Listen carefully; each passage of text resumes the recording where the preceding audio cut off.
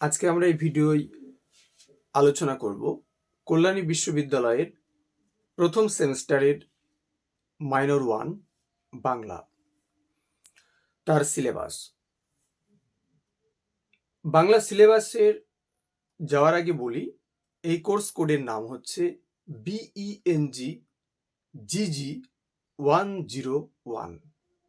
আর course code হচ্ছে, আবার বলি, কোর্স কোডের নাম BENG GG 101, ক্রেডিট 4।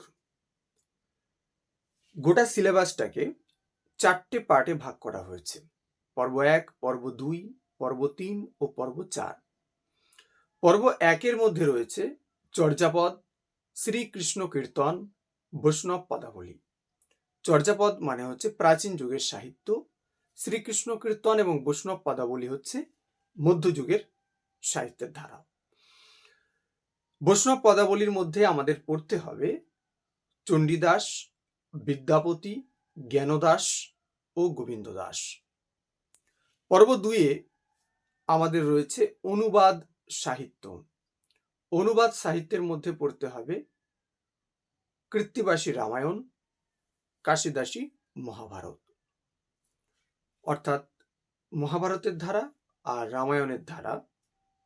রামায়ণের অনুবাদে পড়তে হচ্ছে কাকে না, কৃত্তিবাস, আর মহাভারতে পড়তে হচ্ছে কাশিরাম দাস। পর্ব 2-এ পড়তে হবে চৈতন্য জীবনী সাহিত্য। চৈতন্য জীবনী সাহিত্যের মধ্যে 2টি গ্রন্থ আমাদের পাঠ্য, চৈতন্য ভাগবত এবং শ্রী শ্রী চৈতন্য চরিতামৃত। পর্ব 3-এ পড়তে হবে মঙ্গল কাব্য। মঙ্গল কাব্য ধারার মধ্যে পড়তে হবে মনসা মঙ্গলে কবি বিজয়গুপ্ত এবং নারায়ণ দেব। চণ্ডীমঙ্গল কাব্যধারায় পড়তে হবে আমাদের কবি কঙ্কন মুকুন্দ চক্রবর্তী চণ্ডীমঙ্গল কাব্য।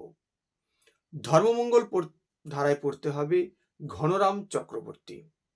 অন্নদামঙ্গল কাব্যধারা অর্থাৎ মধ্যযুগের মঙ্গল কাব্য ধারার, এমনকি মধ্যযুগের শেষ কাব্যধারা বলে অনেকে আর কি, শেষ কবি হিসেবে তাকে দেখেছেন, তিনি হচ্ছেন রায় গুণাকর ভারতচন্দ্র। কাব্য ধারার নাম অন্নদামঙ্গল। এই অন্নদামঙ্গল কাব্যধারার মধ্যে পড়ব আমরা রায় গুণাকর ভারতচন্দ্র। মধ্যযুগের আরেকটি ধারা রয়েছে, সেটি হচ্ছে শাক্ত পদাবলী ধারা। শাক্ত পদাবলীর মধ্যে 2জন কবি, শ্রেষ্ঠ কবি, একজন হচ্ছে রামপ্রসাদ সেন, অপরজন হচ্ছে কমলাকান্ত ভট্টাচার্য। এই দুটি আমাদের পাঠ্য। কথাটি রামপ্রসাদ নয়, রামপ্রসাদ সেন। পর্ব 4-এ যেটা রাখা হয়েছে এই সিলেবাসে মাইনর 1-এ, সেটি হচ্ছে ভাষা সাহিত্যের ধারা বা ভাষা সাহিত্য। বাংলা ভাষা তত্ত্বের মধ্যে পড়তে হবে ভাষার সংজ্ঞা, তার বৈশিষ্ট্য, বাংলা ভাষার উদ্ভব এবং ক্রমবিকাশ। এখানে পড়তে হবে প্রাচীন বাংলা, মধ্য বাংলা এবং আধুনিক বাংলা। তারপরে পড়তে হবে আমাদের ধ্বনির বর্গীকরণ। ধ্বনির বর্গীকরণের মধ্যে পড়তে হবে স্বরধ্বনি ও ব্যঞ্জন ধ্বনি।